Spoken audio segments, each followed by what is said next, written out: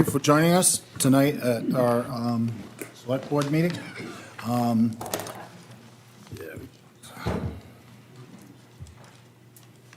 One second.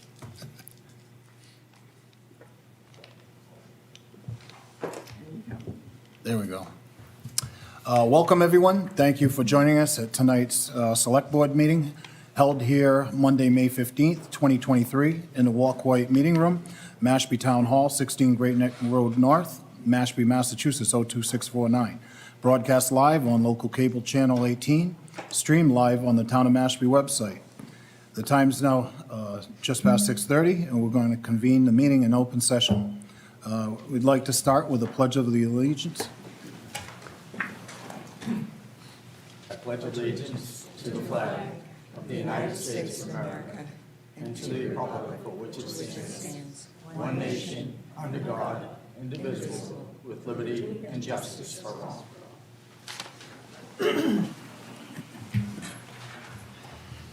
At this time, I'd like to ask for a moment of silence for all those that have passed, our first responders, and those that defend our freedoms.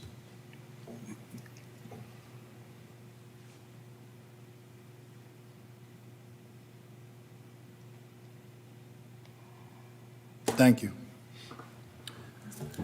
So at this time, I'd accept a motion to approve the Monday, April 24th, 2023 regular session meeting minutes. So moved. Second. Hearing a first and second, any discussion?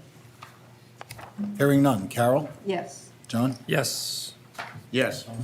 Michaela? Yes. I'm a yes as well. That motion is unanimous.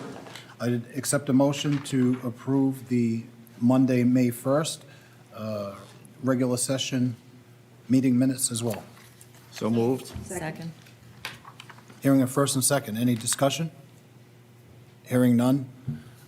Michaela? Yes. Tom? Yes. John? Yes. Carol? Yes. And I'm a yes as well. That motion's unanimous by all present as well.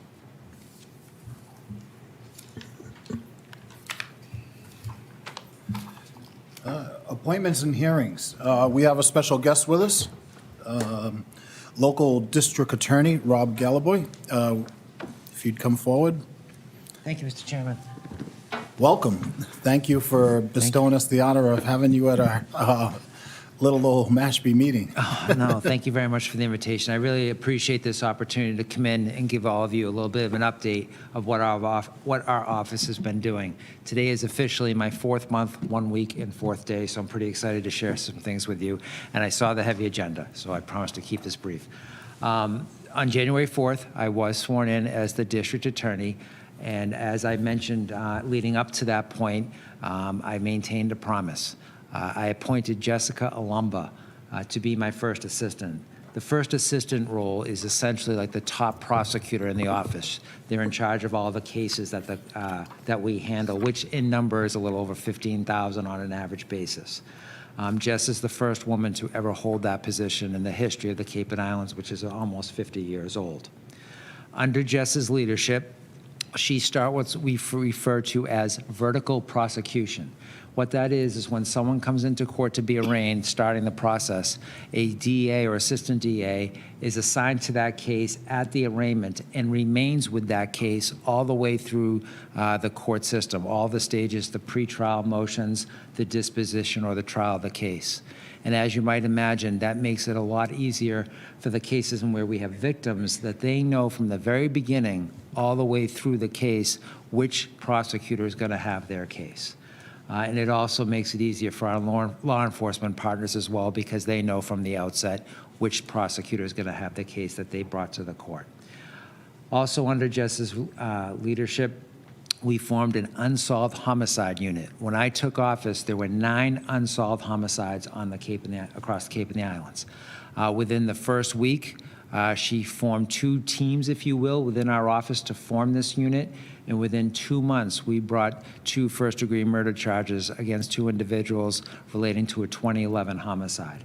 And I can let you know that we are continuing with another particular homicide, a dated case right now that we hope to have an announcement within the next couple of months.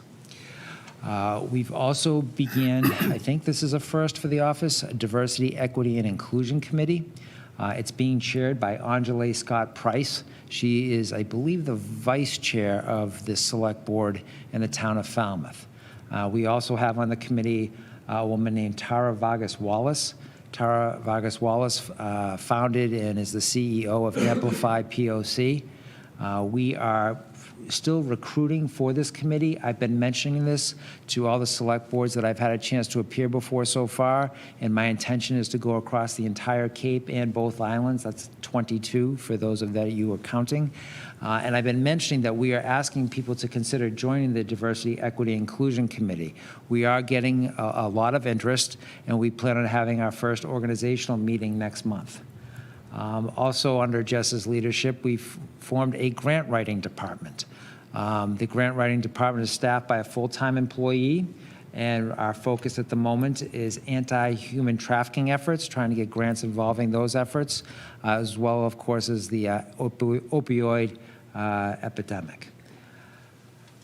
When I came into office, I had a goal, and I was able to attain it, of meeting with each police chief across my district. In their own offices. And I met with Chief Carline about 6-8 weeks ago. And I asked him both questions. What did you like under the previous administration that you would like my office to continue? And what would you like to see, perhaps something a little different? And I spoke with his office for about an hour. And while I'm speaking of him right now, I hope he's doing well, and I'm looking forward to his return. A couple more things. We are now collecting data in our office. This is something that's never occurred before. We began just a couple weeks ago on May 1st. We put our administrative assistants through some training, and right now we're starting to note on every single case that comes into our office, regardless of which of the 5 district courts or 3 superior courts. We're noting certain things like gender, age, race, ethnicity. What are the charges? Is there a bail? Are you being held on bail? Are you not being held on bail? And again, we just started this on May 1st. We hope to have whatever kinks exist in it out by June 30th.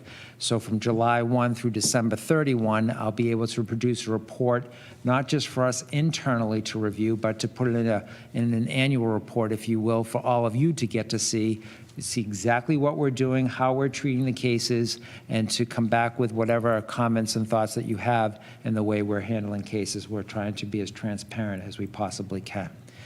And finally, I want to end with this. Perhaps the biggest platform issue the past year leading up to my election to the position, and this was just formally announced last week by the trial court, a mental health specialty session in our district court. That was the #1, in my opinion, platform issue that was well received wherever I went. People had gained an interest in it. And just again, briefly, this mental health specialty session court is when professionals in the field come right into the courtroom, and they work with a struggling defendant before the court to try to identify what mental disorder or disease the person is dealing with. And when they get to make that identification, as you might imagine, then you can try to treat it. And when you try to treat it, of course, you reduce recidivism, making us all safer. Judge Julian announced last week that we are getting one here in the Barnstable District Court. And while that may only serve on paper, at least at the moment, Sandwich, Barnstable, and Yarmouth, I can let you know, should cases arise in Falmouth or Orleans, and I believe Mashpee goes to the Falmouth District Court, those cases can in fact be transferred to the Barnstable District Court, so those services can be provided to this jurisdiction as well.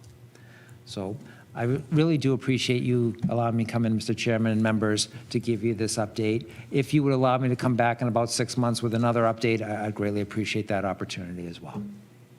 I think I suffice to say that, you're welcome back anytime your schedule allows. Thank you, Mr. Chairman. I really appreciate we that. appreciate the updates. Look forward to your guidance and direction as the newly appointed district attorney. And, it sounds like you have some really good initiatives, and look forward to hearing more from your office. Thank you very much, sir. Have a good evening, everyone. Good luck with your meeting. Take care. Thank you. At this time, we'll go into public comment. We have only 2 people that have signed up. We welcome back our friend Ken Dabrowski. Okay, Ken Dabrowski, 3 Grayfield Landing. Okay, I'm not here to complain, whine, or preach. Shocking, I know, right? What the hell is he here for? I'm here to thank Mr. Collins and his finance team for the time they spent with me last week sometime. Dawn, Greg, and Joe Gibbs. We went through, my initial question was about the CPC funding, but we answered that pretty quick, and then we went through a whole bunch of things, and it was very enlightening for me. Raised another couple issues that I will whine, complain, and preach about in the future. So, don't go crazy. I don't think this is a new trend with me. So, but anyway, I just want to publicly acknowledge the time these folks were very generous, courteous and very generous with their time for somebody who's done nothing but throw rocks at them for like 8 or 9 months. So, thank you so much. It's not often that we get praise, so it's welcome. Feel free to come back Like anytime. I said, it's a one-time deal. Duly noted. Thank you. The next public comment we have is Brian Whedon, Chairman of the Mashpee Wampanoag. 133 Main Street. Good day. I'm here as a private citizen. I'm not really here today as the chairman of the tribe. And I just wanted to talk a little bit about kind of the issues and kind of the games that are being played. As we know, there was supposed to be an appointment tonight for Yvonne Avant, who was put in for the Community Preservation Committee. And at this point in time, I heard that it might be tabled or postponed because of some questions that were raised by a committee member who was also an employee of the town after the fact. I feel like, her resume speaks for herself. I feel as if Selectman Whedon, Chairman Whedon, wasn't the only Wampanoag on this board, we wouldn't have any Wampanoag representation on the Community Preservation Commission committee. And to me, that's kind of unacceptable because we're supposed to be preserving the community. And this is an at-large seat. There's 4 at-large seats. So kind of, more upset about the things that are going on. And in this day and age, I mean, we can agree to disagree. It wasn't even over a year ago that the chairmanship was basically stolen from Chairman Whedon when he was the vice chair. And that kind of, you could say it wasn't because he was a Wampanoag. We can agree to disagree on how we might feel about that. But at the end of the day, I don't think that we're leading by example with these kind of, initiatives and tactics that are still being played. It's still part of the good old Boy and Girls Network here in town. And I'm just here to speak up against it and just say that, it's kind of unacceptable. And for us to be the leaders, being the leader of the tribe, if my tribal council takes a vote and one of those council people has an issue after the fact, well, the vote was already taken and it was already taken up. I think there's other community preservation committee members that are here and present that might have been in support or in opposition. But I feel like if people are going to raise concerns, they should probably come before everyone. Those concerns should be raised in front of everyone so that everyone has the opportunity to hear what those concerns are. And the fact that they're not, here to face, the questions or, raise their concerns is definitely an issue for me. And I feel like if it was something that did happen on the town's time, I feel like there should be a formal investigation done into this. And if not, I feel like, the State Ethics Commission can also, intervene and do an investigation here. But all around, I'm just here to say that, I'm really kind of disappointed. And it's sad that Wampanoags are still being discriminated against, 400 years later. So thank you. Thank you, Mr. Whedon, Chairman. Mr. Chairman, I didn't sign up. Could I be recognized? Yes. Thank you, Brian, for having the courage to come up. I'm a member of the Community Preservation Committee. On the night that we interviewed candidates and voted to recommend unanimously Yvonne Avant to be appointed to the Community Preservation Committee, there was no irregularities in that meeting. Absolutely none. Okay. There was only one motion made. There wasn't only one motion recognized. There was only one motion made. Now, it's my understanding that the person that has called for this item to be postponed because of a procedural error was in the room and is a committee member and did not make a motion for anybody else, for anybody, although they had the opportunity. Okay. I think that this situation should be investigated. There were things that were said after that meeting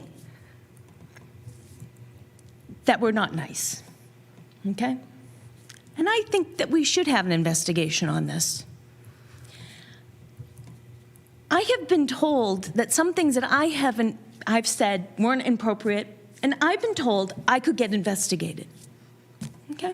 I think this warrants an investigation, because I agree with Brian, and it's very sad. It's very sad that this has to be discussed again and again and again in this town. That when a tribal citizen comes and applies for something, there's always a problem. There's always drama. There's always a question. There's always something. And you just are not scratching down enough into past the surface to see how much prejudice there is. For over 12 years, I have been, as a white person, standing up for the Native Americans of this town. And the crap that I have gotten in response from white people has been nasty and intolerable. I am very sad that Yvonne Avant isn't here today. And I ask the chairman not to remove this item from the agenda. You have the power, keep it on there, and force the vote. Thank you. Thank you for that. We don't have any other public comments at this time, so we'll move on to the next item on our agenda, the Barnstable County Retirement COLA discussion and possible vote. Treasurer Craig Mahan, if you'd come forward.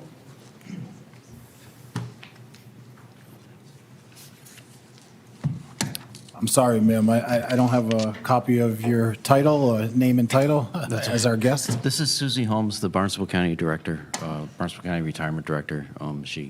I spoke to her a few days ago, and she asked if she could come along, and I said, ask the town manager, and he says, that sounds good. We had posted, yeah. So, Welcome, Ms. Holmes. Thank you. Thank you for joining having us. so first, I'd like to thank Mr. Dombrowski for the compliments, and keep them coming. So in your packet, you should have the memo that I wrote to Town Manager Collins about the Barnstable County Retirement Association and the vote for or against the 2% additional COLA to retirees on the first $18,000, and what it would cost the town in FY25 and 26 if you vote yes. And so currently a 3% COLA is given on the first $18,000 of the person's retirement, and this would be an additional 2%.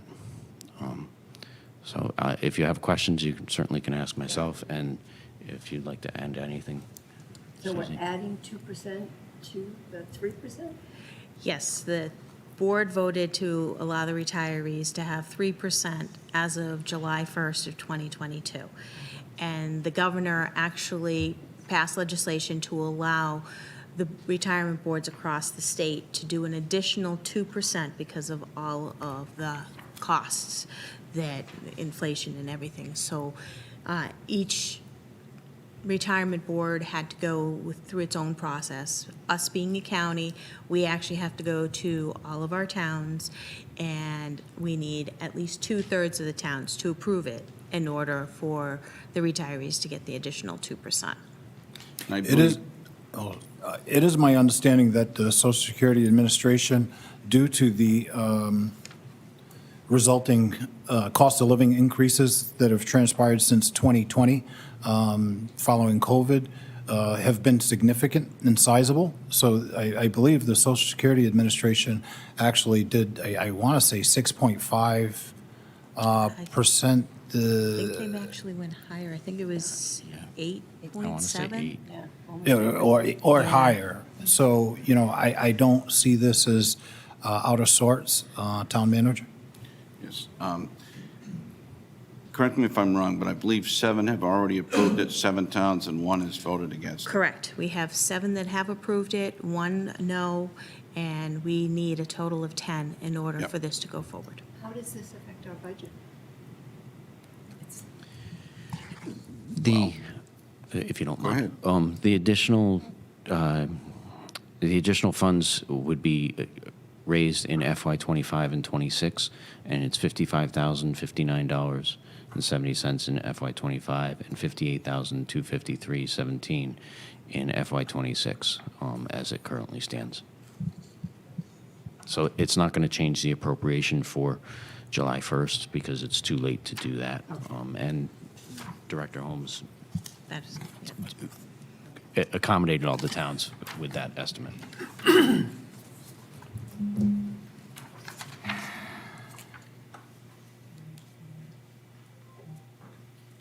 Did any other members of the board have questions or concerns with this particular item?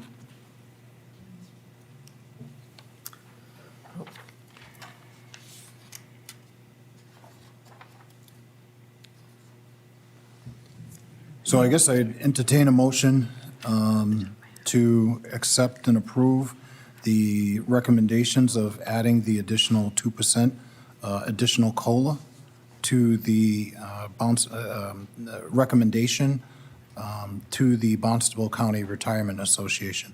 So moved. Second. Hearing a first and second, any discussion? Hearing none. Carol? Yes. John? Yes. Tom? Yes. Michaela? Yes. And I'm a yes as well. The motion is unanimous thank you very by all much. present. Thank you. Thank you. Have a good night. You too.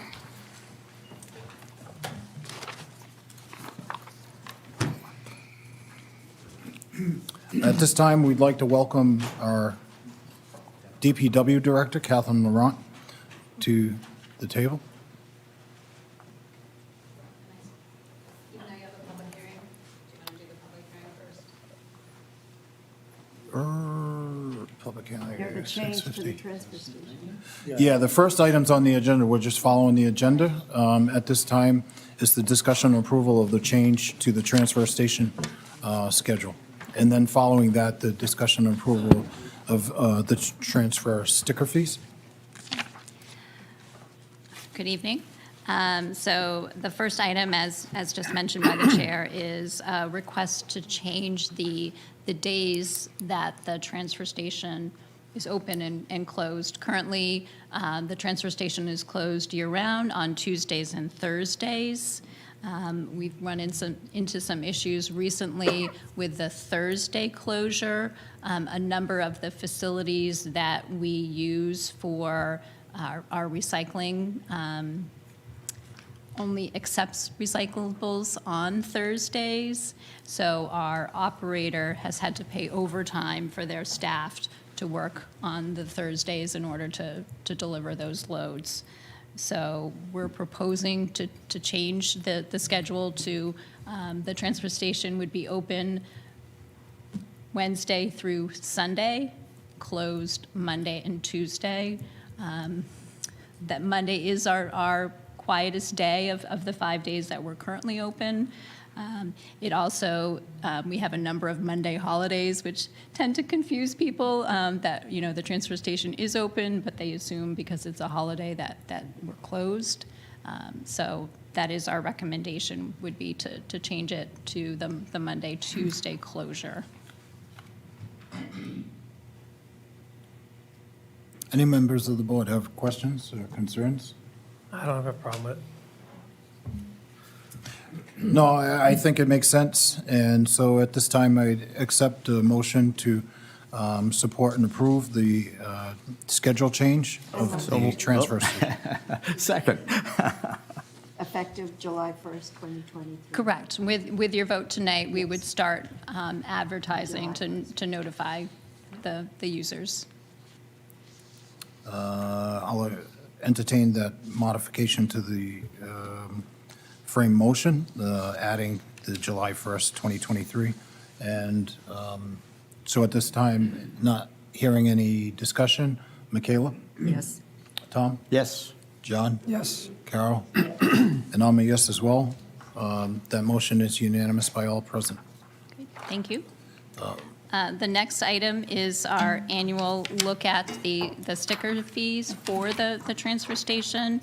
And consistent with the board's policy from prior years, We are proposing that the users would fund 100% of the operational costs of the transfer station.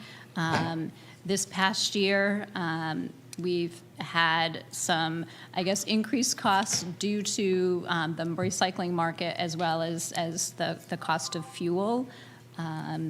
And because of the recycling markets not being as lucrative, it's cost us money where historically we've actually been paid for some of the materials.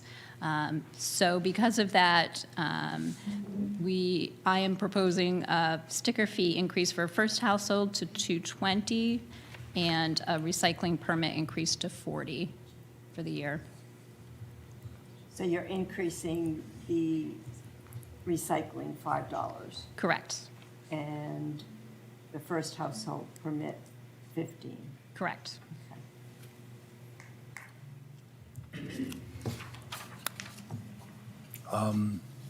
So does any members of the board have questions or concerns? No, it's the cost of business, doing business. I wish there was a way out of it, but there isn't, and we all have to deal with it. So I don't have a problem with it. I know you work the best you can to keep the cost down. We appreciate it. Mr. Town Manager? Yeah, I would just add, Mr. Chair, this is all part of the plan to maintain sustainability and keeping everything balanced, which was the direction of the board several years ago. So that's, as you say, that's the cost of doing business. And it's a modest increase. Yeah, the alternative's having, people pay for at-home pickups, and that's going to be significantly more in the long run, so I think it makes sense to. So at this time, I'd entertain a motion to maintain, increase the level of funding of the transfer station by users. I recommend the first household sticker fee be increased to $220, and the recycling sticker fee be increased to $40. Motion to accept. Second. Hearing a first and second. Any discussion? Hearing none. Carol? Yes. John? Yes. Tom? Yes. Michaela? Yes. I'm a yes as well. That motion is also unanimous by all present. Thank you very much. Thank you. Thank you, Catherine.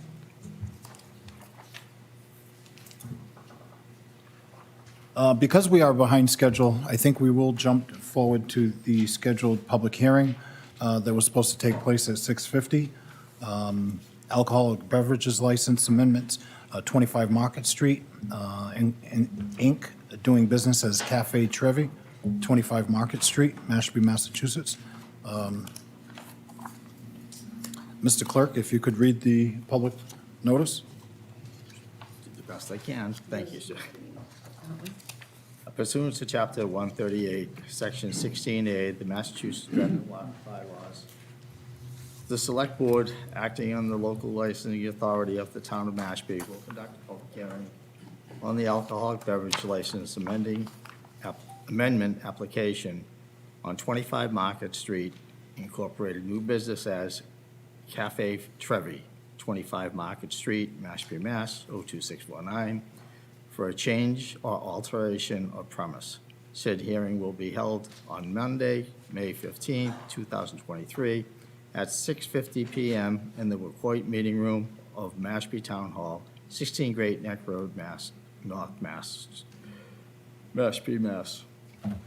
You can submit, it's a little late, committed, and question via email or Boston at Mashpee, PEMA, per Mass, Mashpee, Mass, governed prior to the meeting date and time. Thank you for that. Welcome, Ms. Samantha Davis. Yeah, did you want to walk us through any of the proposed changes and alterations that are being proposed? So what I'm looking to do, during COVID, we did the expanded seating outside of our patio. We had sidewalk seating, which I'm not looking to continue. What I'm looking to do is to add 4 tables that we've had the past 2 summers up by our fountain. So it would be 4 tables 8 additional chairs, and the section is chained off from, there are 4 courtyard benches by the fountain that's in front of Trevi, so it would be chained off from the public. And that is what I'm looking to do. It's been very well received in the past few summers. So I'm looking to make it a permanent seating option. And it would probably only run Memorial Day to Labor Day. It's not covered, so once the weather gets cool, people tend to migrate back down to the covered patio. One question I have is if it is something that you're looking to do in a permanent, is there any anticipated plans to change the fencing to something more obstructive? Like fencings or? I think, I Rails, don't know if that would planters. be at the discretion of the Commons. I did contact Tom Ferranti and proposed what we have been doing and what we would continue to do. They didn't seem to have an issue with the chain linked fence. I don't know if that would be something that they would want to make permanent fencing. Like I said, the seating would only be like a seasonal temporary seating, so I would be open to whatever, the Commons or the town would be looking for. I guess when I think about it, I just wouldn't want any minors or anything to be on the outside and drinks kind of working their way out into the general public from the area. So, having some sort of delineated obstruction between, the public space and the private space, I think Yeah. is encourageable. For a permanent, if it's going to be permanent. That's just my personal opinion. I don't know if there's any policies that require that, but it would be my personal recommendation. You bring up a good question. I'm trying to visualize it. I don't know if I saw any photographs or, but so where the fountain is going to be basically an island to itself with a fence around the perimeter? Or how will they walk from the? So the way that we've run it in years past is they enter through our patio, and there is a wrought iron gate that has separated the courtyard from Trevi, but it does open and close, and there are 2 steps that lead up to like a little cement area where we put the two tops on each side. And then, like I said, the chain linked fence just goes kind of right around the perimeter to keep people from entering and leaving. So they only enter through Trevi's main entrance to the patio. I know it's kind of hard to envision. So the fountain is in the center of the courtyard. And then they have the 4 benches. And then the 4 tables are kind of right on the upper level from our main patio. There's like, it's like right on the perimeter. And going to it, is it direct? I guess I'm a little confused from the restaurant So you. egress. There's some benches out front, right at the door So entrance. We close that entrance off completely where those fountain tables are. So anybody that gets seated into the restaurant has to enter through that main opening of our patio. There's actually 2 enter and exits of the patio. But mainly during the summer, they come in through one exit, and then they see the hostess stand, and then they get seated up through those few steps onto those 4 tables. So it's kind of like we don't really let people enter and exit through the courtyard. They have to go actually through Trevi. I know it might sound a little confusing, that but makes- to visually. It's probably better, in my opinion, that they have to go through. Right. John? It's the same setup as you have had the last couple of years, correct? Yes, Yep, And all your abutters have been notified? yes.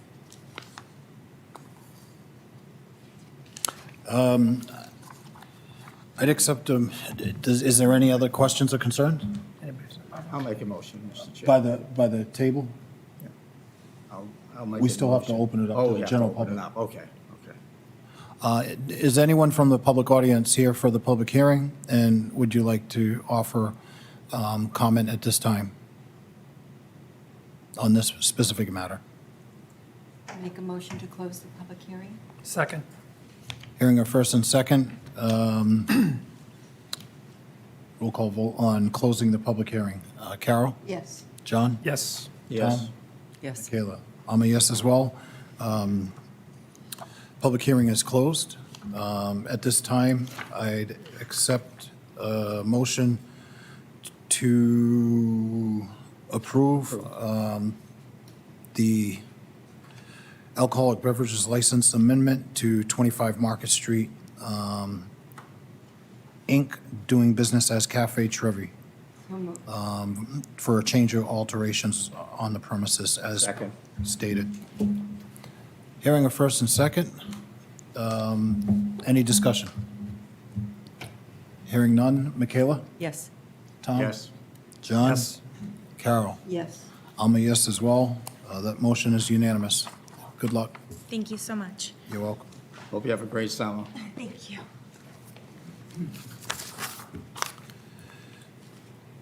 So that was the only time-sensitive matter on the agenda. We'll go back to where we left off in the preceding line items. Discussion and approval of the following appointments and resignations. Appointments. So we've heard some comment on the community preservation appointment. Some of this email correspondence and things happened last minute. It was something that I had asked to be put on the agenda with my understanding that the CPC had met and deliberated and voted and made a recommendation. We do have the chair, Arden Russell, here, if you'd come forward. Hi, Arden Russell, Sturgis Lane. I am the chair of the CPC. I did, at the very late time today, get a email concern from one of the members of the committee, and out of a sense of trying to be cooperative, I thought that we would postpone and have an opportunity to discuss her concerns. However, that does not mean that I agree with them in any way. We did take a unanimous vote to recommend one of two people who applied. If the select board's policy is to interview both of the candidates, then you could have put both of the candidates on the agenda. It wasn't, I didn't set the select board agenda. So we shared with you what our recommendation was of the two candidates, and that is the recommendation that you have before us. There was one motion to do that, and it was unanimous. So, I guess I was a little bewildered by it all. I wasn't in attendance at that meeting. I had other conflicts with my schedule. And so, in your opinion as chair, was there any procedural violations to the There's no procedural recommendation? violations. I guess what the concern is that the select board criteria, I think, is a little, I'll More say, stringent? weird. It asks us to send forward multiple candidates. Well, there were two candidates, so what was our job if we're sending forward two candidates? We did interview both candidates. We chose one of those two as a recommendation to share with you our recommendation. And then if you wanted to hear from all the candidates, I think that that's your agenda item to decide. I just went through this, and I sat at a meeting and watched the board members vote for one of the two candidates and share with you their vote for one of the two candidates. It was the select board that then asked both candidates to be present. Understood. So tonight, neither of the candidates are present based on some of the emails. So I'm a little caught off guard, but, I would I'd prefer to appoint, but I don't know that it's fair to the candidates if the board wishes for them to be present. Mr. Chair, may I ask Michaela? I have a question. We're talking about select board policy or select board practice. Is that written somewhere? I mean, what policy? Policy 001. 19 and 65 both speak to setting the agenda, and then the other one speaks to selection process. I believe. Okay, I usually have those, Oh, I no. usually have the book with me.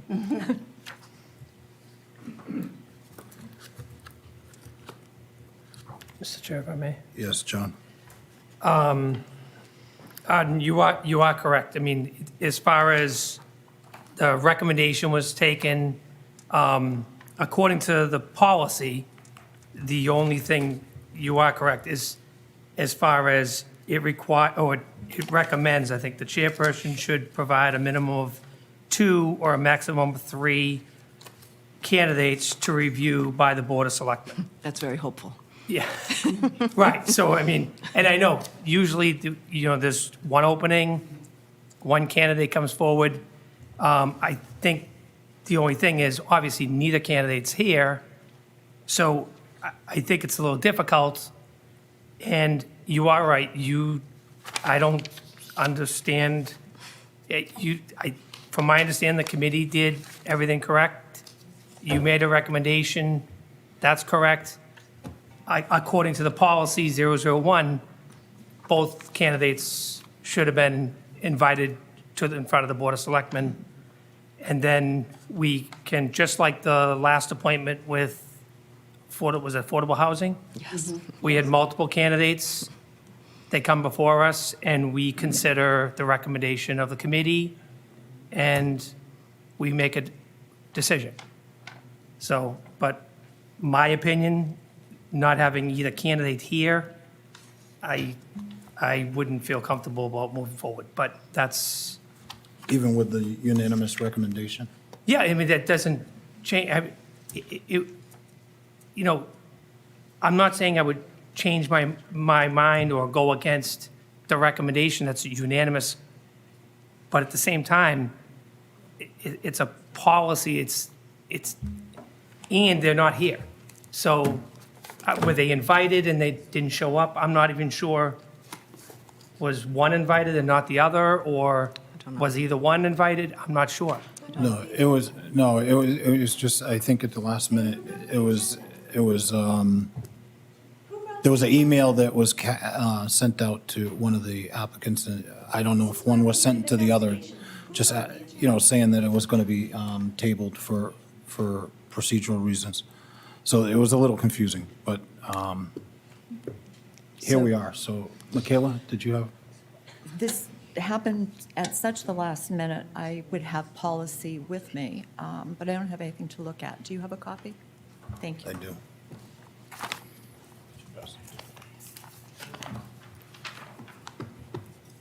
Mr. Chairman, can I ask a question? Who Second physically page. wrote the agenda? Who typed up the agenda item?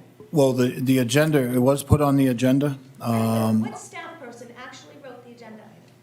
as town manager's office. I mean, was it you, Rodney? Was it Wayne? Who was it?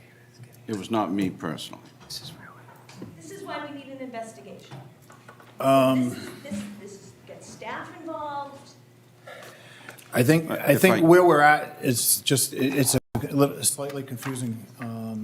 What happened, how it happened, I think is neither here nor there at this point in time, only because the people aren't here, the two candidates, to actually move forward the way we typically have in the past. The board, if they, sounds like they feel they'd prefer to have them both here to ask the questions, and even with fully considering the unanimous vote, and that has been the past practice. Town manager, you had something to add? Yes. In regards to past practice, I just want to point out there may have been an issue there relative to the procedures of the open meeting compared to the policy, and I just want to clear that up. In terms of the agenda, there was a draft. I did review it. It was forwarded to the chair, and there was some discussion relative to that being inconsistent with a policy.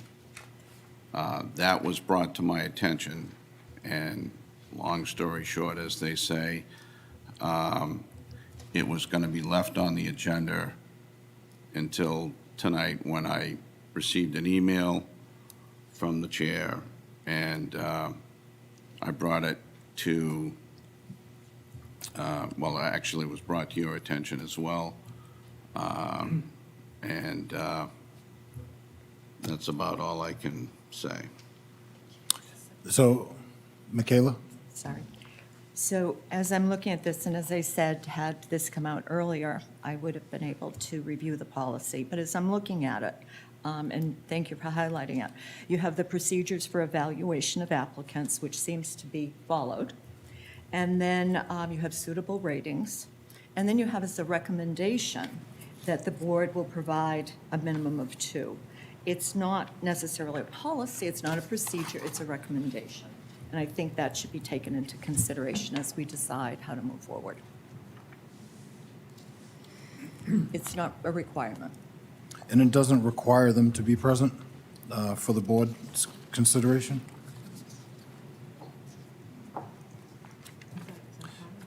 Section D, it states that selectmen interview after review of any candidates recommended for appointment to a board, commission, a committee, or council. Said candidates shall appear before the Board of Selectmen for a final interview at a regular scheduled meeting. Reappointments may not result in interviews by the Board of Selectmen, and if one of the applicants is the incumbent, seeking reappointment, recognition of their past performance is desired. When there is more than one vacancy to be filled, motions to appoint within a board, committee, commission, or council shall be made individually for each vacancy. So because, it says shall in the interview process, I feel as though at this time we're kind of forced because the folks aren't present, based on policy 001. That'll be my recommendation, so we'll have to table this at this time until the next meeting, and at which point I'd like for both candidates to come before the board for full consideration. And if I could just clarify, Mr. Chair, the piece that was brought to my attention was the part in 3C, to which I quote, "The board, commission, committee, or council chairpersons will provide a summary of the interview process along with its recommendation to the Board of Selectmen," which should be Select Board. "The chairperson should provide a minimum of 2 and a maximum of 3 candidates for review by the Select Board unless the minimum number of candidates does not exist. Such recommendations must always be in the best interests of the town and consistent with the provisions of this policy," end of quote. Now, I just want to clarify that I wasn't there. I don't know how the CPC voted. I don't know why they voted or whatever. And I want to distance myself as far from that as possible. What I will say, We don't have minutes. what's We that? have minutes. I don't have minutes. But we do have the email that was forwarded to us. It just frames the recommendation that the vote was taken and that Right. they did vote on it. It wasn't, the way I see it is that, you only had 2 people. It wasn't like there was 6. Exactly. Right. There was 2. Exactly. And because there was Exactly. only 2, you have a first and second choice. Exactly. I mean, I don't think Clearly. it's complicated math in the recommendation. So I don't see the need for the matrix that was kind of put forward in other situations. That's my opinion. So for me, I really don't understand why, there was any hesitation at all. I think that was kind of stretching the recommendation piece in 3C. But because we are where we are under 3D, the selectmen interview, it does say shall, and so we have to have them present at our next meeting in order to move forward. Would you accept a motion to postpone? I'd accept a motion to table to our next regularly scheduled meeting. So moved. Second. Would you include the additional member looking for, during that period of time? Looking for a second member to be on the board? There's already two. They There already is? vetted out two people, and they provided a recommendation based on the two people. So we've already been through the solicitation process. We're at the stage where they've made their recommendation, and it's on us for consideration and interview. Interview, right. Per the policy 001, correct. Right, I think having an interview is key on that one as well. And your office will take care of that, right?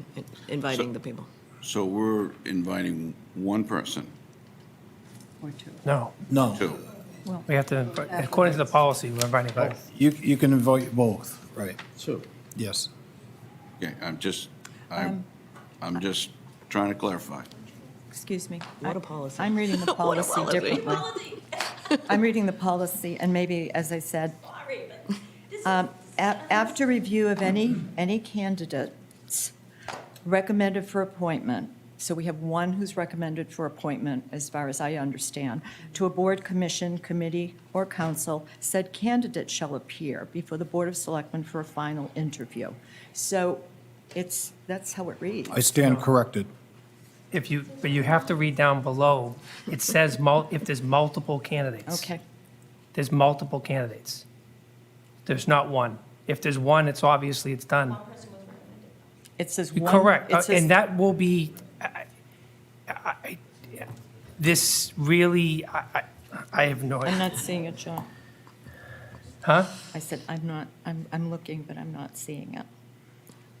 D, Select Board or Selectmen interview. After review of any candidate, with an S, recommended for appointment to a board, commission, committee, or council, said candidate shall appear, so we have one recommended, that's the said candidate, shall appear before the Board of Selectmen for a final interview at a regular scheduled meeting. Then it goes on to reappointments. Reappointments may not Right. result, and that's not germane to this. That you read in page 3. That's the I'm interview reading process. Selectmen interview process. Read- D, That's the And page piece that applies. the third page of 3, the top. Page 2. But page 2 is on the recommendations. So that's for the committee that they're being appointed to make the recommendation to the Yeah. board. The one that applies specifically to the board is the selectman interview.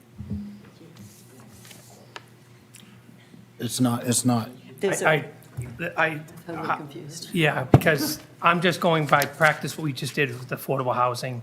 If we follow the same practice, It's, we had candidates, they, Sent you two candidates. they sent us two. CPC only sent you one. so they provided a nice little tabled matrix with, recommendations for each one, and they provided 3 at varying levels. only one can, There was more people in the pool, and they provided a matrix with 3 recommendations, as I remember it. So, this is slightly different. There was only 2. They conducted their interviews, they made a recommendation and put it forward. Reading over the policy, if you could ask Ms. Avant to come forward for the next meeting, the way I see it, I do agree with Michaela that, the way it reads, it sounds like the recommendation is to come forward, the recommendation of the board for the final interview. Moving on to the next, or did we take a vote? We did not take a vote. Motion to table to a next regularly scheduled meeting. I did get a first and second. I think we went into discussion. Carol? yes. John? Can we, actually, I just don't want to have this go wrong. Could we amend that, just get a legal opinion to make sure that we're following the policy correct? Just to make sure, because I don't want to go down this road that we do this at the next meeting and we're down this road of, we did something wrong. Because that would be, I don't see the harm in it, but I just, I'd accept clear. I'd accept Understand it the clearly. motion to amend the motion to include. I'm sorry, I didn't catch that last piece. just to get legal opinion to For- confirm that we're, the understanding of Interpretation of the policy 001 as it applies to the select board specifically. of inviting one or two, and however it is, it doesn't matter. I mean, we just have to move on. We want, Okay. we want clarification So- that we can invite the one candidate that So was my recommended. understanding is you're requesting that council provide a Interpret- impartial interpretation of the spirit and the intent of the policy, Correct. and that's it. And then I'll receive that opinion, and I'm going to make sure my email is included to you. So you see what I say, and then you see what he says, and then it'll be distributed, and once it's distributed to you, it's a public document. Right. And we're still looking for a third member, are we not? No. After that, No, we're not, no, we're only looking for two members? No, Okay. we're not trying to complicate it. No, But they've already made the recommendation. just for clarity, Mr. Chair, I am correct, that's what I'm charged with? Correct, Thank you. yes. John? Yes. Tom? Yes. Michaela? Yes. I'm a yes as well. Motion's unanimous by all present. Moving on, the Mashpee Inclusion and Diversity Committee, nomination and recommendation of Rolf Brandt. Term expires June 30th, 2023. So moved. Did I hear a second? Second. Any discussion? Hearing none. Carol? Yes. John? Yes. Yes. Tom? Michaela? Yes. I'm a yes as well. That motion's unanimous by all present. Moving on, we have, Did show up.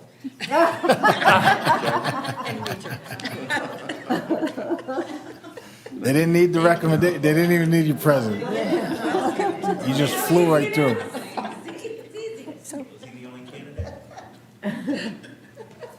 Only candidate.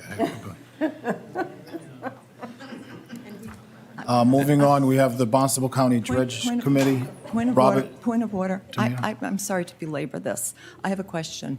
How is what we just decided different from what we chose not to decide, since we chose not to interview? It's a point of order for me. I don't understand how we tabled something because someone wasn't here, and yet somebody was here, and we just moved forward without speaking to them. So if the interview is not required, why are we saying it is? I think it's a point of order that's important for us to consider. I have to take a little bit of responsibility in that because I didn't ask him to come forward. And, you know, it was my understanding that there was only one consideration for that appointment, so it wasn't the same. And so I moved forward without even asking him to step forward. That's my error. And nobody else asked him to step forward or needed to interview him. So, That point, thank you. Can I just clarify Correct. one thing? Is that all right? Can I address the question? yes, Jay Marie, if you could come to the microphone. Stevenson, yeah, no, I just wanted to say that Mr. Brandt was told that he should come, and I don't know if that happened with the other candidates. Typically on new appointees, Yeah. unless they're returning, Yeah. new appointees, we do ask to come in. Right. And to be present in case Yes. the board does have any Yeah. concerns. Yeah, But I'm just saying that in our case, he was asked to attend. I the got meeting. thrown off a little bit by all the previous deliberation and discussion and failed to ask him to come forward. So I own that. And my apologies to Mr. Brandt for doing so. Moving on to the Barnstable County Dredge Committee, Robert Tomano. Yes. Yes, sir. Hopefully, this is not controversial. The harbor master is the appointee, and the county schedule is December 31st, 2023, whereas our typical schedule goes to June 30th, 2023. So we're just asking to get into sync with the county schedule, and I take full responsibility for telling him he does not have to be here tonight. So if you don't want to act on it, then I will have him here at the next meeting.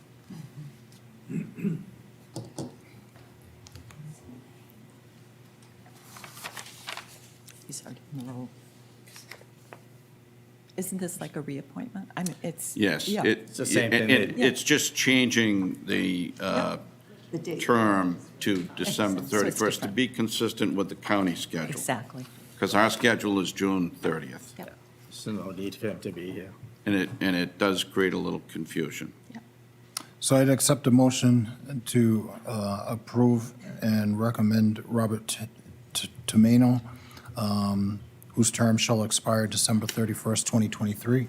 So moved. At this time, Second. hearing a first and second, any discussion? Hearing none. Michaela? Yes. Yes. Tom? John? Yes. Carol? Yes. I'm a yes as well. That motion is unanimous by all present. Was there one more in the packet? Oh, no. Resignations. Zoning Board of Appeals, Norman J. Gould, whose term expires June 30th, 2024. At this time, we have his letter. I'd accept a motion to accept his resignation with a letter of gratitude. So moved. Second. Hearing a first and second, any discussion? Hearing none. Carol? Yes. John? Yes. Tom? Yes. Michaela? Yes. I'm a yes as well. That motion is unanimous by all present. Cultural Council, resignation letter was received from Mary Alice Stoliker, whose term expires September 30th, 2023. So at this time, I accept a motion to accept and approve the resignation letter from Mary Alice Stoliker. So moved. Second. Hearing a first and second, any discussion? Seeing none. Michaela? Yes. Tom? Yes. John? Yes. Carol? Yes. I'm a yes as well. That motion's unanimous. Next, this brings us to the discussion and approval of amendments to the host community agreement with Cape Cod Cannabis, Mashpee Holdings, LLC, Peter Freeman, and Larissa Kavalova. Did I pronounce that right? Good evening, Mr. Chairman and board members. For the record, I'm Peter Freeman from Freeman Law Group, representing the applicant, and Larissa Kavaleva is here. She is a manager of the applicant. Just brief history, I think it's pretty straightforward. Another victim of COVID in a way. The company has a host agreement with the town for a cultivation and product manufacturing facility in Mashpee at 79 Echo Road. It was dated May 30th, 2019, before COVID. And about a year ago, and I didn't represent the company at the time, but about a year ago, the other manager, Mr. Baker, sent a letter to the town asking for both an extension for 2 years, which would have brought it to May 30th, 2024, as well as a change in location to 40 Evergreen Circle. And for some reason, and human error, COVID, everything perhaps was disruptive, but my client never heard back from the town, and they came to me, I believe, in the fall of last year, because I had communication in October with, I believe, Mr. Taylor and then Evan Learer. I was told to contact. So it's a serious matter. I don't want to call it a comedy of errors, but my client tried in good faith to have a meeting such as this meeting with you folks to ask for, officially meet with you folks about the extension and change in location. And the reason for those requests are COVID, really turned things upside down. It made it very difficult with supply chain for the companies that were going to build, for example, the prefabricated structures on the facility. They weren't available. They were told it wouldn't be available until mid-2023 or sometime in 2023. And they also, investigating, found that there were more costs involved that they didn't expect because of site conditions at the Echo Road location. So all in all, and when I looked at it, it certainly seemed like typical, fair, reasonable request, which is essentially the simple standard on granting an extension, as well as in this case, change in location. And forgive me for a bit of an afterthought, but I sent in today, just for your edification, that the Permit Extension Act that was passed by the legislature because of the COVID emergency, in effect, already has extended the date of May 30th, 2023, which would have been the lapse period in one sense. I'll come back to that. It already has extended it for the tolling period, so-called, between March 10th, 2020, and when the emergency was declared ended by then Governor Weld, right? That goes back a way, sorry. Governor Baker. Which was June 15th of 2021. So 462 days, which is what the tolling period is, gets added. So it would be September 5th. But the period of 3 years isn't the termination, which is 5 years if they stop operating. But the 3 years says that they have to commence operations. And that's what became really a sticky wicket, very difficult because of COVID and the location problems that they encountered. So we still stand by a request for, as we said, 2 years. We're actually here also to ask, because of the fact that, again, casting no aspersions, no blame, but they asked a year ago, so another year have been lost. So we're asking, if you will, extend it for actually 3 years. So 3 years from would have been the termination. So instead of 24, have it extended, or yes, extended until May 30th of 2025. Because after they get, hopefully, your approval on the extension and the change in location, they still have to go to the state commission and further paperwork and details, and all of the planning and actual activity has been really on hold all this long period.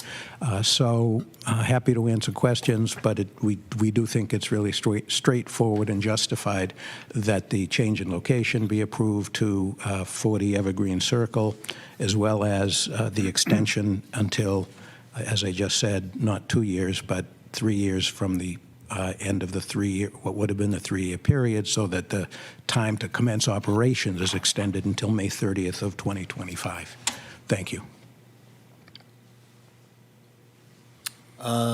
Just a point of clarity, there's a typo in the recommendation. The recommendation was the 2 years that states- was originally given to us, that's why it's there. But Mr. Freeman is correct, we did get the information and you all had it. I dropped it off on your desks before the meeting, so you had that.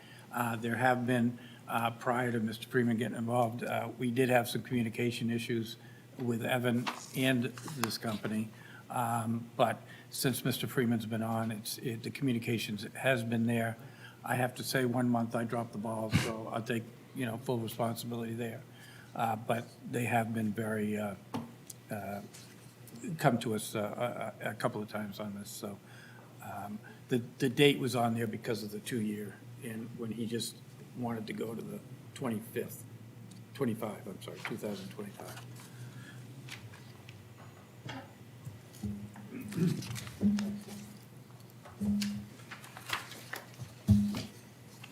So it's like starting all over again. It is. Sounds like More or it. less.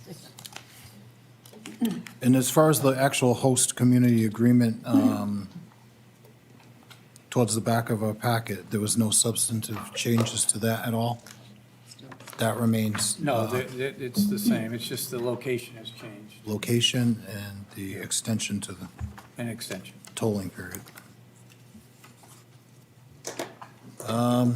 So at this time, I'd accept a motion for host community agreement and amendment and extension for the Cape Cod Cannabis Mashpee Holdings LLC,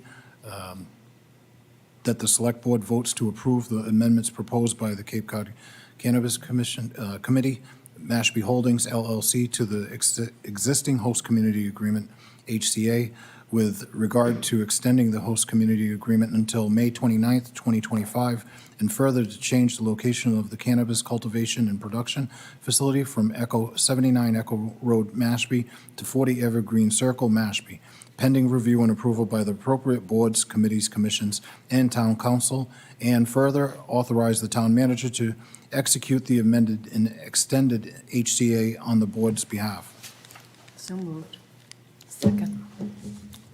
Hearing a first and second, any discussion? Seeing none. Michaela? Yes. Tom? Yes. John?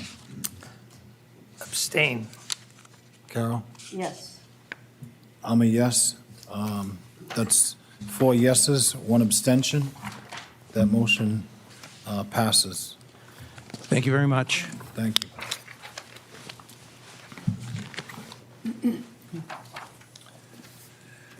Moving on, we have discussion and approval of the following temporary sign permits and special events. The first on our list is the annual Boston Interiors Annual Tent Sale being held May 15th through May 21st, 2023. So moved. Second.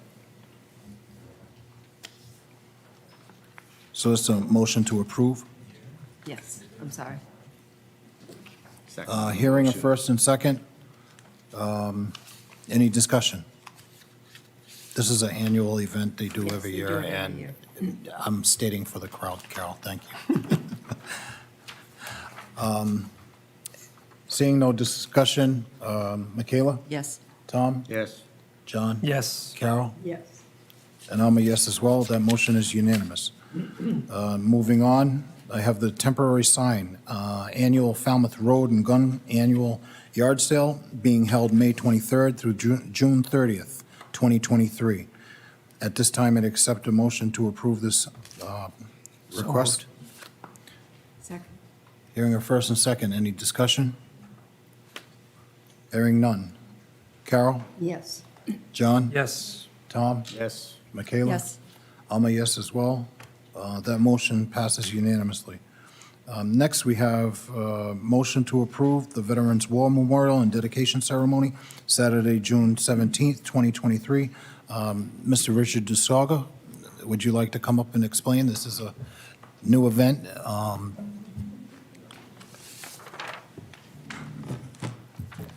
Welcome. Hello, Ms. Costello. Richard DeSaga and Ava Costello from the War Memorial Committee. Mashpee will dedicate a very special monument to our veterans on Saturday, June the 17th.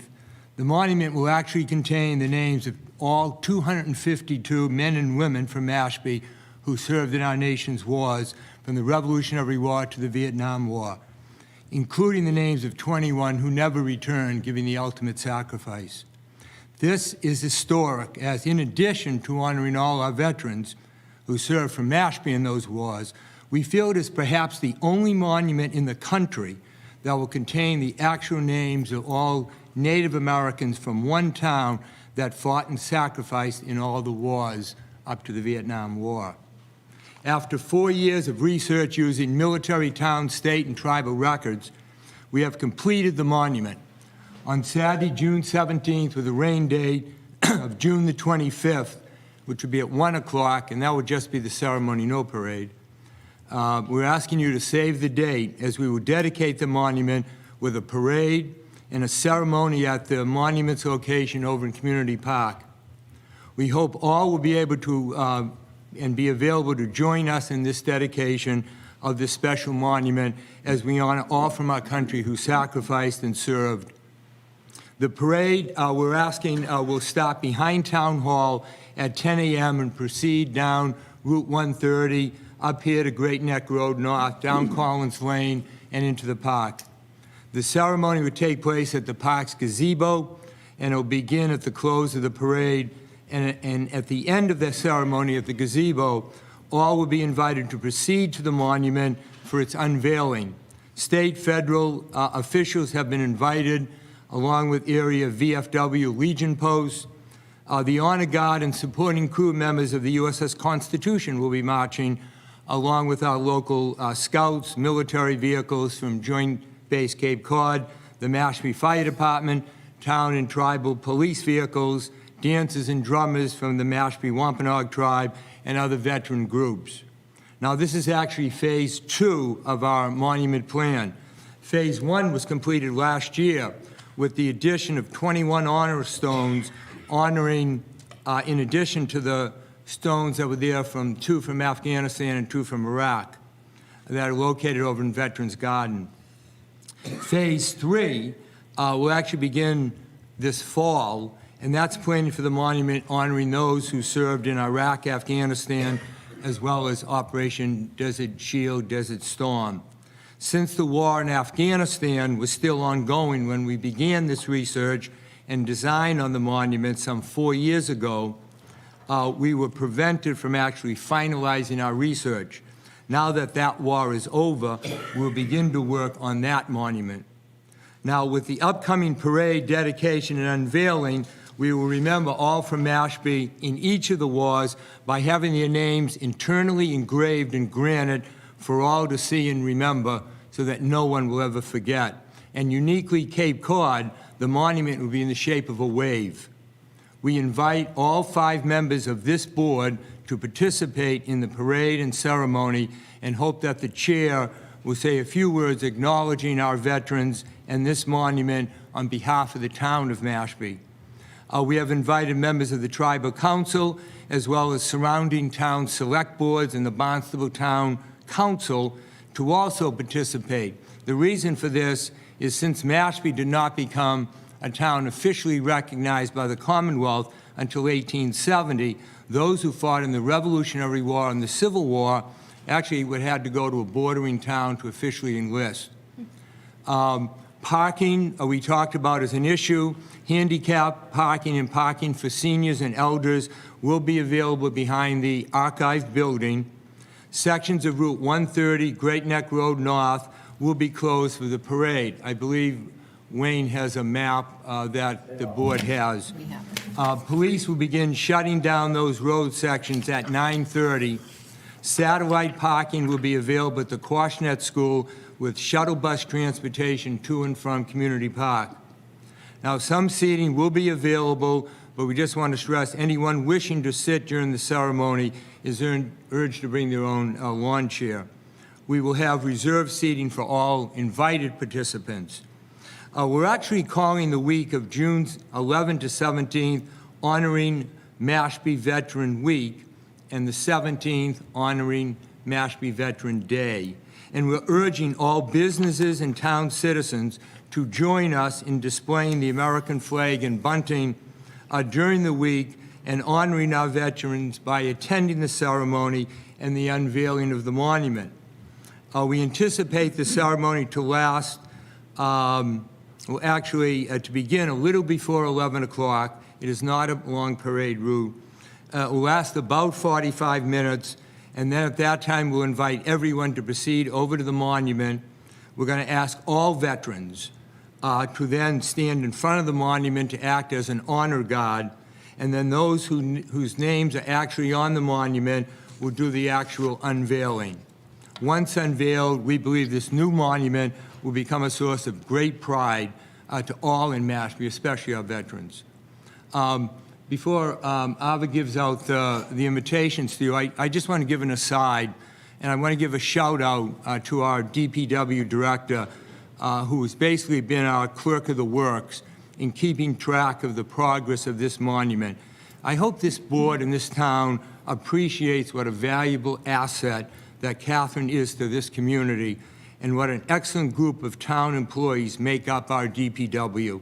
From the Historical Commission, we see firsthand all she does from us, from this project to the work and planning of the restoration we're doing on our ancient burial grounds, to helping with the one-room schoolhouse, and just about every activity and project that we undertake. We rely upon Catherine and the DPW. She and they truly do an amazing job, and I think often, because it's out of sight, it's often not recognized. So we just want to give a shout out and thank you to Catherine and the crew at the DPW. And then Arva has the actual invitations, and she'll tell you a little bit about the artists that designed this. And Richard, you did an awful lot of research of all these names for the last 3 years. You've been doing this. It was challenging. Yes, it was. To say the least. I have to also say that, in working with Richard from time to time, he's an amazing researcher. Yes, he is. There's nobody that's more thorough, and he does his due diligence and tracks down information at great extent. So, thank you we're fortunate to have you working I actually with have us. nightmares that it's going to be a wrong name. If we left a name off, that's okay, because we left a space and you can add in. But if there's a wrong name, we can't get it out of the granite. So I've gone over and over that list, believe me, that's my one fear. No, we're fortunate to have you on our historical commission. And for those of you who would like a copy, I'll leave them in the back.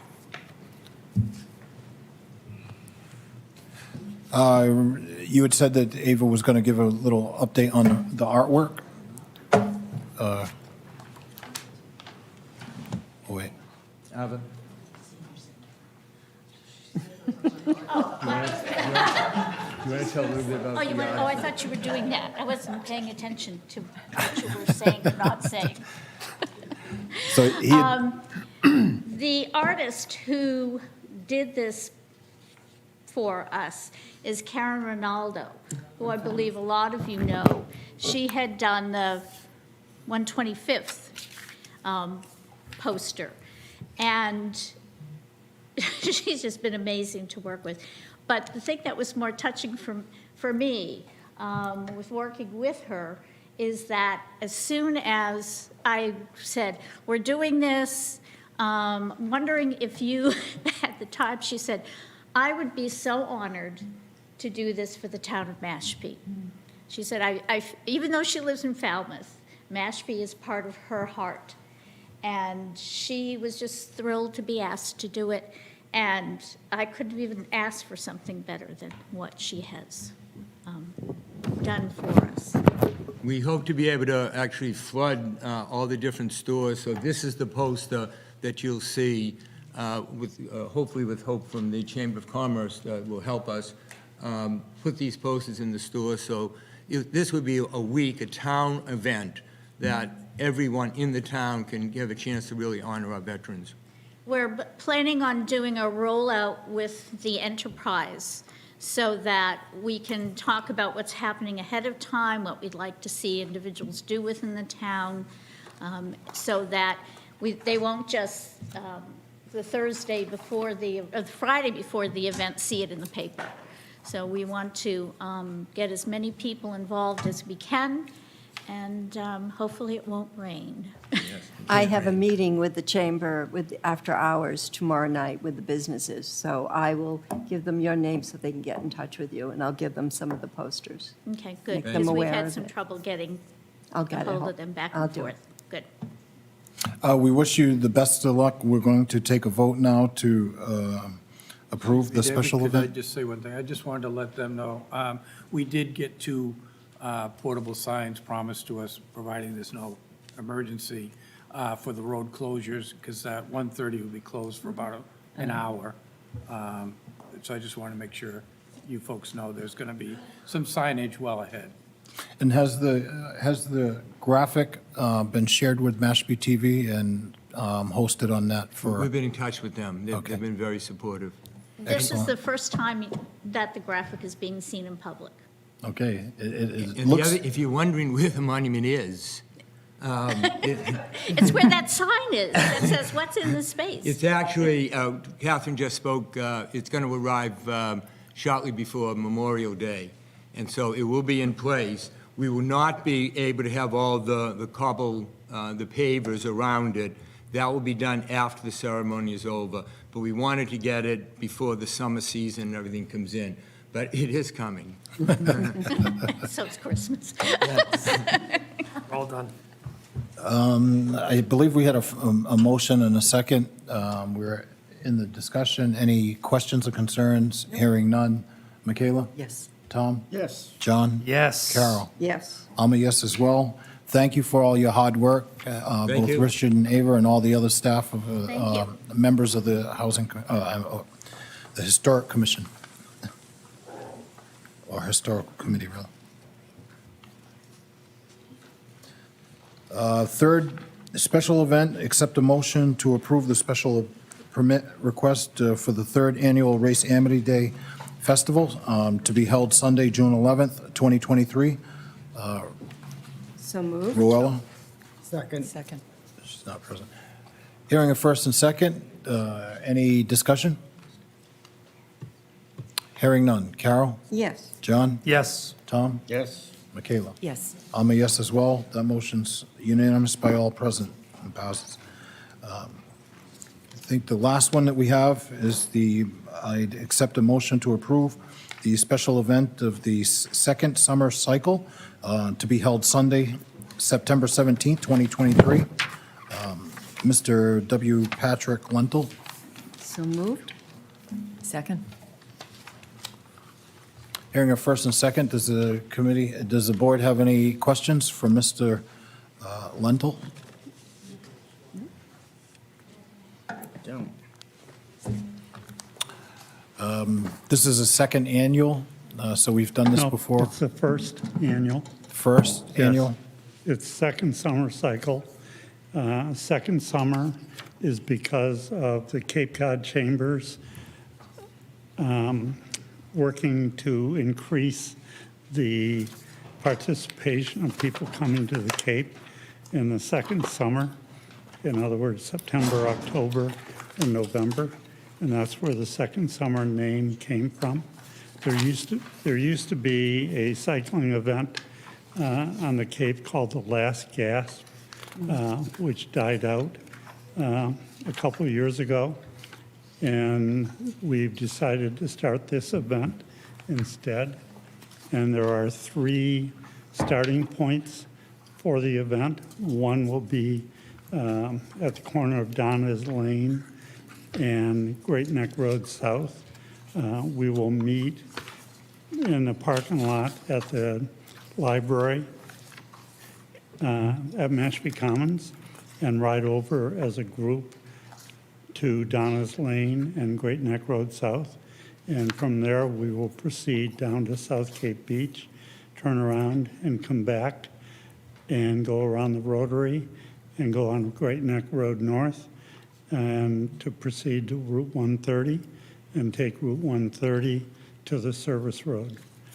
And then we will take the service road through parts of Sandwich and Barnstable. And the whole ride will end at Mata Field in Provincetown. It'll be approximately 93 miles from the start in Mashpee.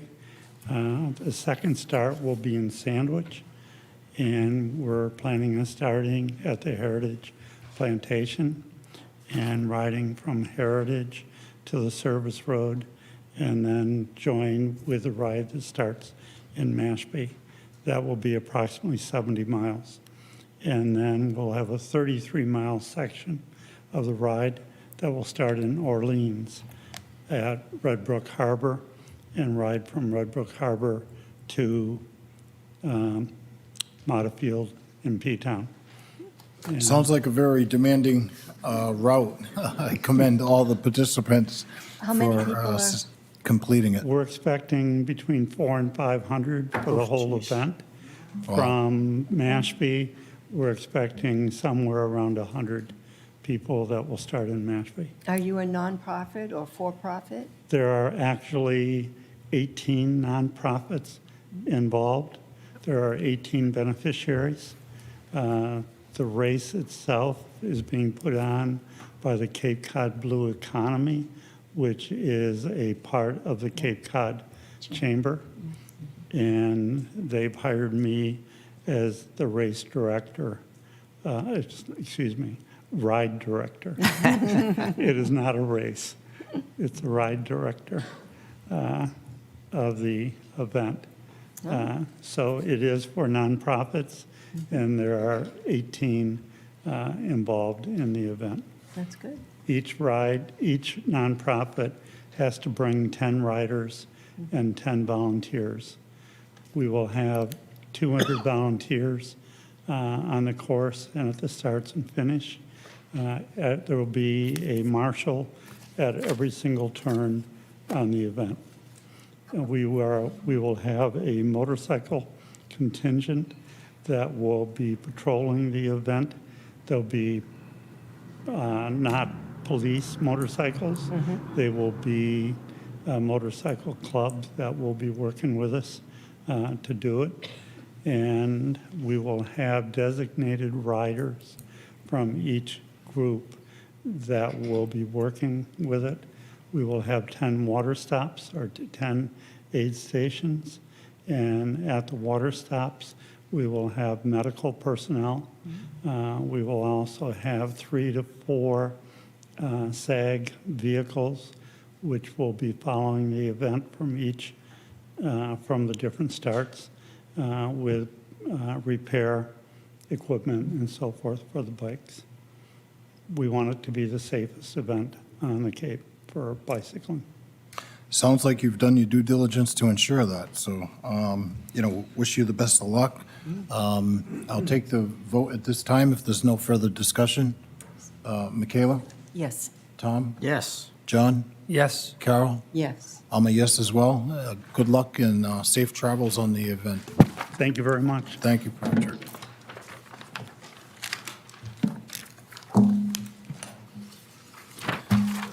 Communications and correspondence.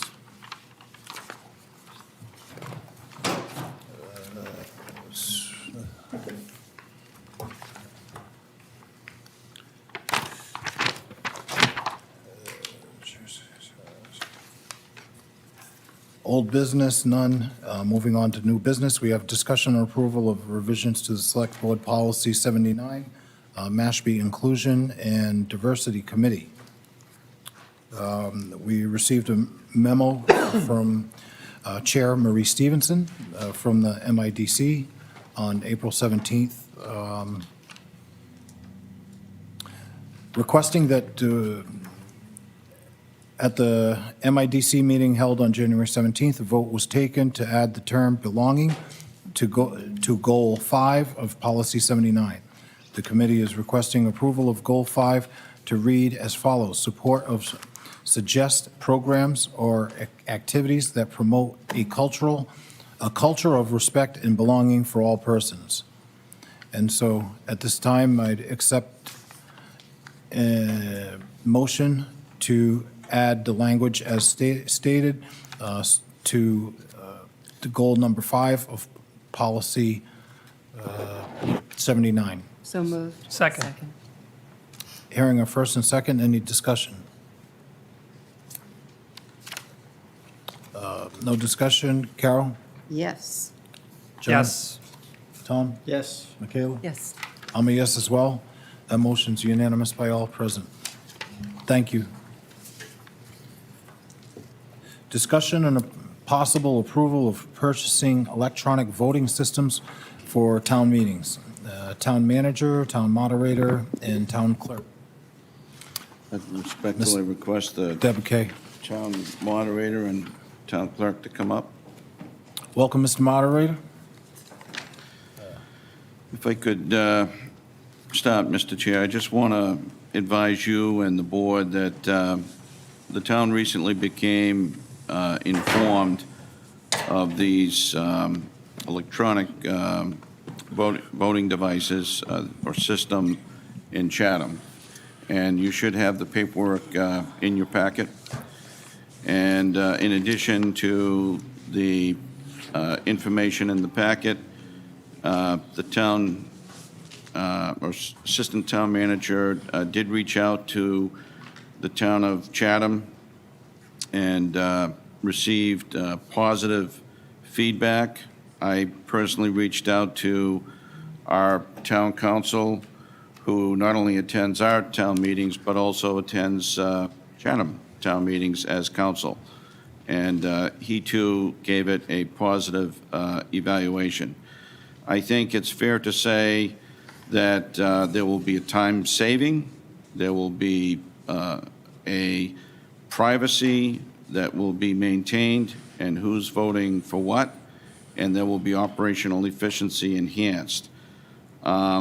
My proposal, if you were to so authorize, would be to use funds from the American Rescue Plan Act, also known as ARPA funds.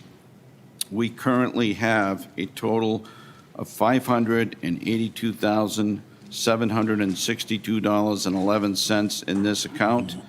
I would be, or I should say, you would be authorizing me to expend less than $25,000. And if I do hit the $25,000 threshold, it has to go to CIP, but I am not anticipating that. I do believe that this is a sound recommendation for various reasons, but I also have, unless it's changed, I have the full support of the town clerk and the town moderator. And I would also defer to them. You certainly have the town moderator's full support. This is another opportunity for Mashpee to take a leadership role and advance into the 21st century. Some of the positive points that the town manager made certainly apply here. There's a speed benefit. There's an accuracy benefit. Every vote, in effect, is a secret ballot vote, and as the town clerk and some of you know that have gone through a secret ballot experience in this town or other towns, it's kind of a nightmare to administer. There's an audit trail that's available. The system, there are several companies that make the software for these systems. All of them are closed-circuit mechanisms. There's no outside connection to the internet. The way that it operates is each voter, when they check in, is issued, instead of an index card, a clicker that typically has 2 buttons on it, yes or no. And whenever a vote is called for, they have 20 to 30 seconds that we determine to cast their vote. Within that 20 or 30 seconds, they can change their vote. So whatever the last yes or no button is that they push is the one that gets recorded.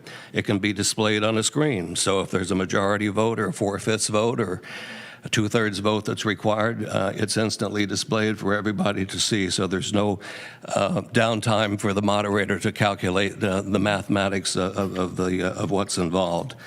I think a big plus for me is, as we've all experienced, when there's a voice vote on something that's a close call and the moderator would ask to repeat that vote, typically the people that voted yay and the people that voted nay would simply do the same thing again with twice the volume, which doesn't necessarily make it any clearer as to what the outcome is. So this would eliminate any interference from non-voters that might be in the hall that could influence a voice vote. And I should have added one thing, Mr. Chair. I should have mentioned this before. This would enable us to purchase 800 of these. There is a option of, where's Mr. Dabrowski? Is he here? No, he's not here. We have the option of either leasing or purchasing. I'm glad I brought laughter, Mr. Chair. So my recommendation to you is to enable me, to empower me to purchase, and we would purchase 800. Now, in all seriousness, I also want to add that if you were thinking, well, what happens if we had more than 800? First of all, I think Madam Clerk would agree it's been quite a while, if ever. But if we did reach a point where we thought there was going to be an excessive amount of people showing up for one particular issue, then we have the option of renting additional ones that would go beyond the 800 that we would have purchased. We would just have to obviously pay for that.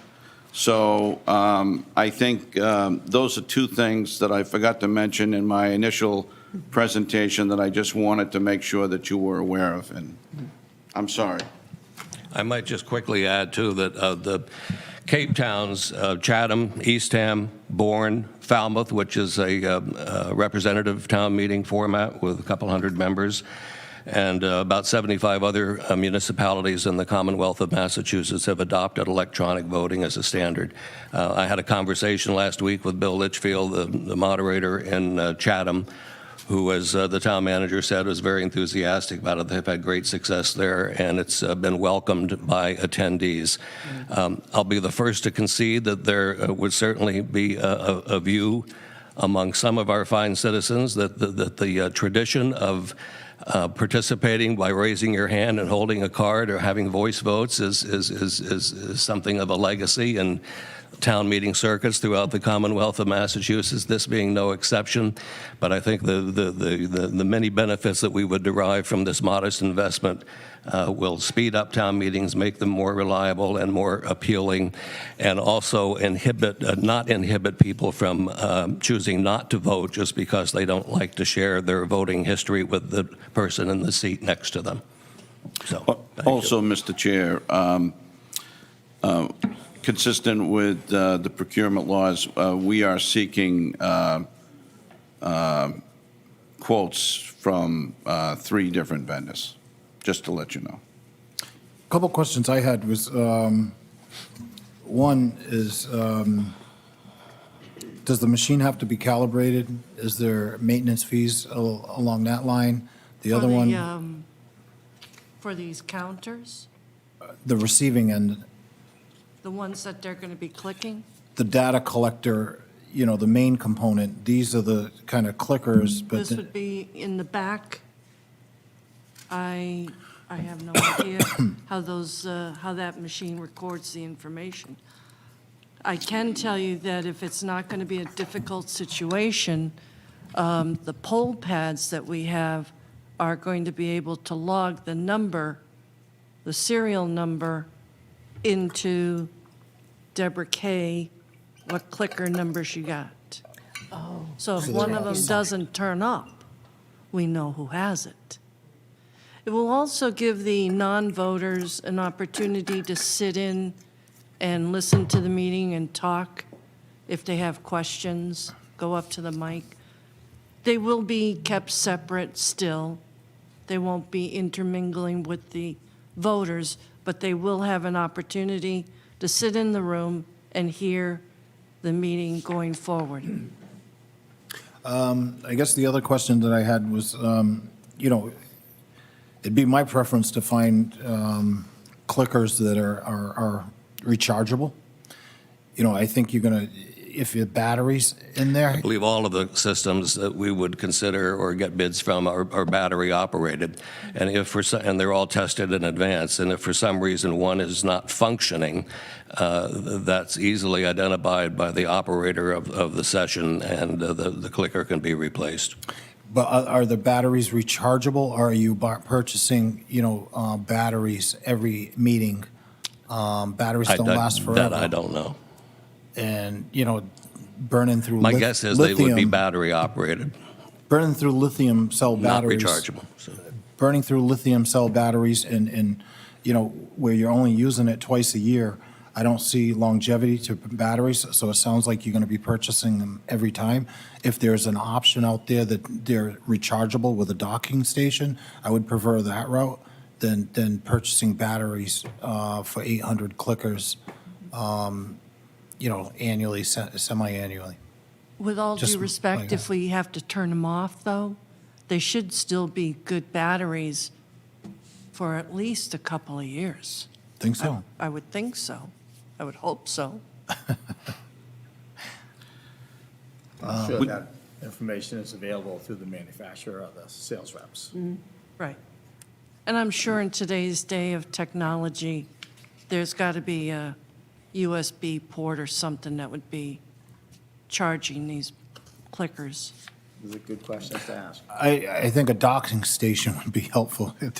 Connecting 800 clickers to recharge trickle charge would be cumbersome for anybody. Probably looking at a couple of hundred per tray. Yeah. Dave, just the one that I have spoken to recently, they use a battery, coin-type battery, the small silver batteries goes in a watch. They also have a battery life indicator on the unit itself, so that you know where the battery situation I think I was trying to get around disposing of batteries. No, I understand, I'm just. Every so often. Yeah. If there's a way to, if there's a rechargeable version, then I would prefer that, just being environmentally friendly. And these devices and things, they're broadly accepted, and I don't see anything citing Mass General law compliance or anything like that. That's a non-issue. It's a non-issue to my knowledge, and also there are several towns that are using them. But I think Chatham was the one that was convenient to check with because of location. Chelmsford was the first town in Massachusetts to adopt it in 2011. So there are about 80 altogether now. Wow. And actually, if I'm not mistaken, I believe it's the moderator's prerogative as to the means by which votes are taken and counted at town meetings. It would certainly be helpful to have the blessing of the select board, not to mention the fact that the moderator is not able to personally fund that acquisition. It'll definitely expedite town meetings.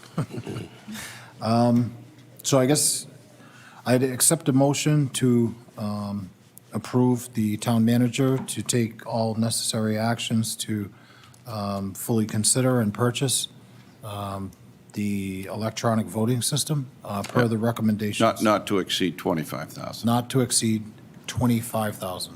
So moved. Second. Hearing a first and second. Any discussion? Seeing none. Michaela?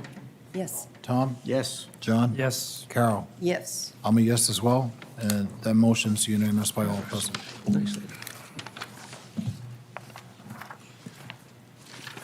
Moving on, we have discussion approval of the July through December 2023 Select Board meeting schedule.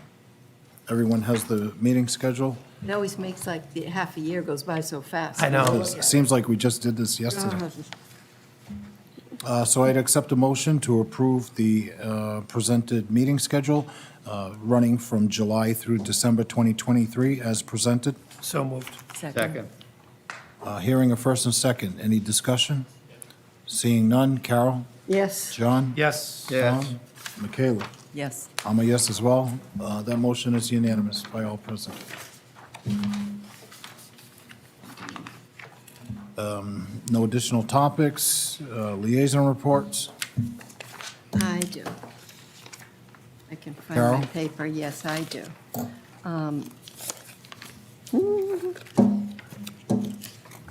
The EDIC met at our last meeting, and we had Sarah Chase come in from the Commons to give us an update of the new businesses, and because we noticed that most of all the storefronts were getting full, and some were saying we're moving.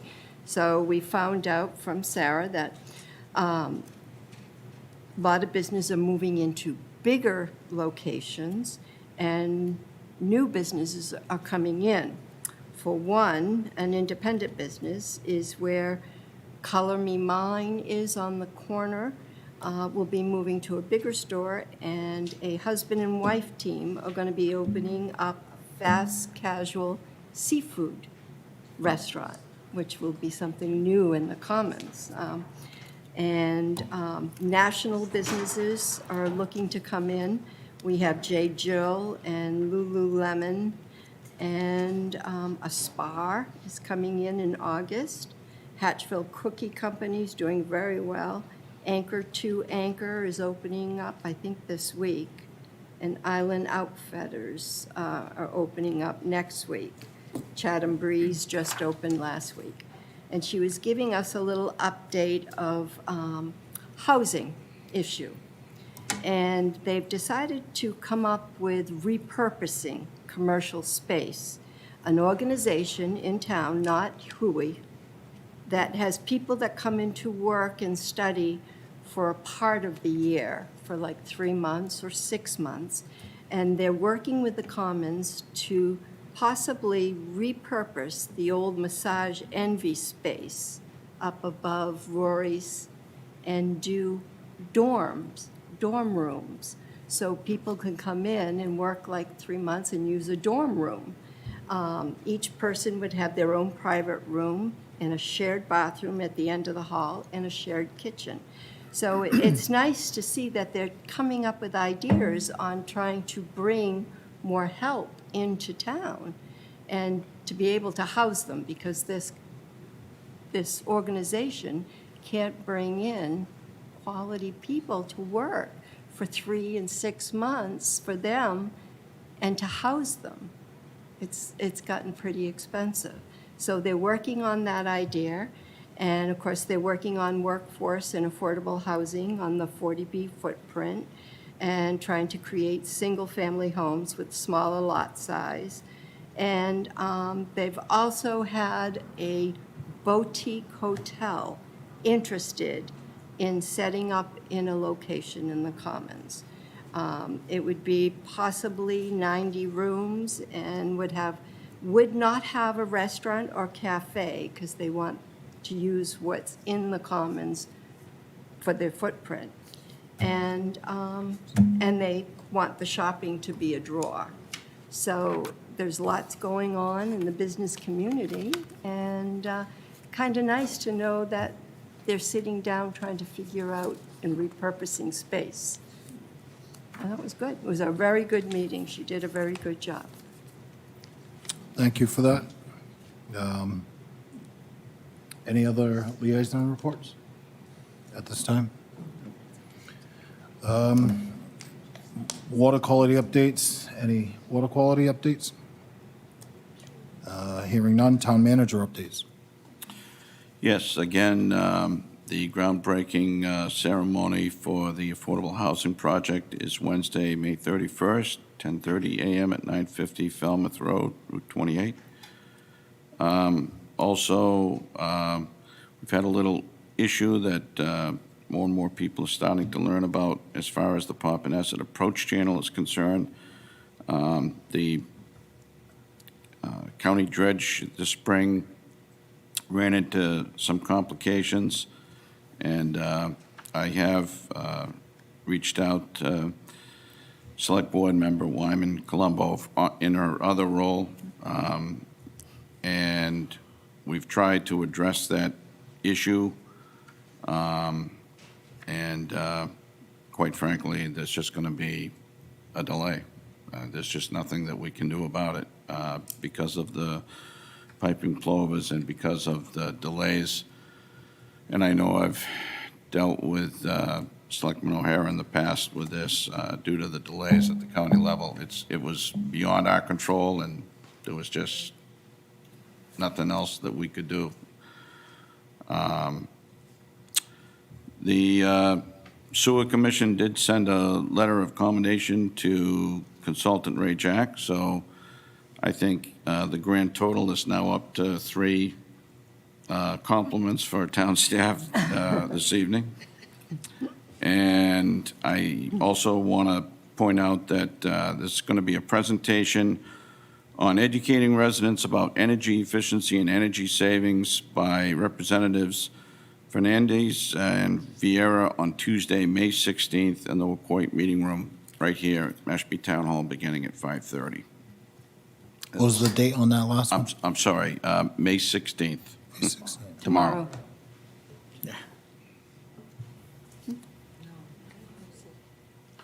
Mr. Chair, if I could also just add, anybody that would like to go to the groundbreaking, we'll just send a message to Terry and she'll RSVP for you guys, so you don't, we can just do one lump group. So if you're planning on attending, please just let Terry know in the office, and we'll make sure that your RSV is done. Thank you. Will do. Next item on the agenda is the reorganization of the board.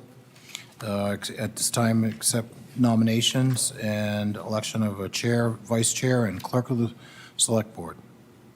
I make a motion to nominate John Cotton as chair and Tom O'Hara as vice chair. Do I have a second? I'll second that. On both or one, or? I know, one at a time, or? I can do one at a time. Yeah. Okay, preferably a that. nomination for chair would be John Cotton. Second.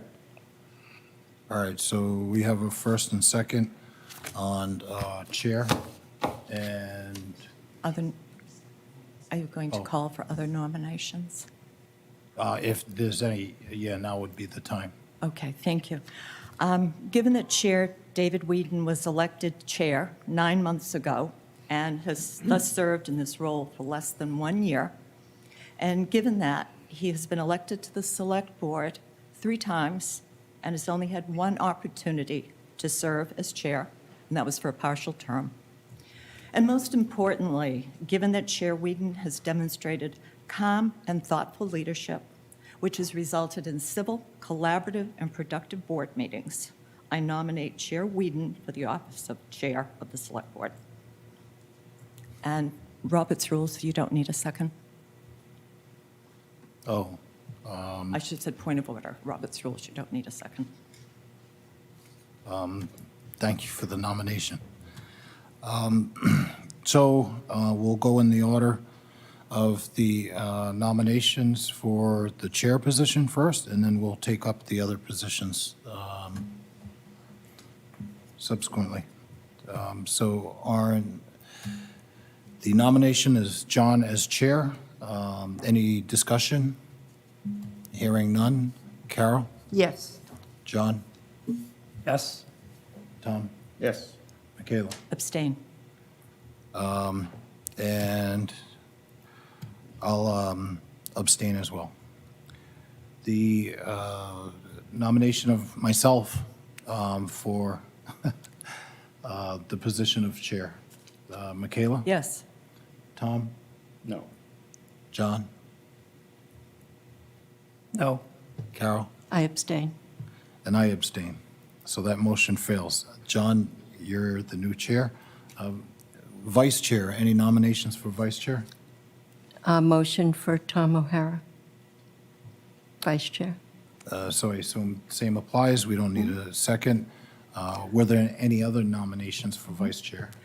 Given everything I said earlier, I nominate Chair David Whedon as vice chair. Thank you for the nomination. We'll go in the same order. Any discussion on the 2 appointments for vice chair? Seeing none. Michaela, on the nomination of, recommendation of Tom O'Hara being vice chair, how do you vote? Abstain. Tom? Yes. John? Yes? Carol? Yes. I abstain on that one as well. Moving on, Carol, you vote on myself as vice chair? Abstain. John? Abstain? Tom? Abstain. Michaela? Yes. I'll abstain on that one as well. For the clerk, any nominations for clerk? I motion Carol Sherman as clerk. Second. Any other nominations for clerk? So we'll start on this side. Michaela? Yes. Yes. Tom? John? Yes? Carol? Yes. I'm a yes as well on that one. Thank you. So we have our newly appointed officers of the Select Board. And at this time, I'd entertain a motion to move the board into convene an executive session to discuss strategy with respect to the pending litigation in the matter of the Department of Industrial Accidents claim number 1722031974, Dean Clark, where an open meeting may have a detrimental effect on the litigating position of the town per General Laws, Chapter 30A, subsection 21A3. The Select Board will not reconvene in open sessions. So moved. Second. Hearing a first and second, all those in favor say aye. Aye. Aye.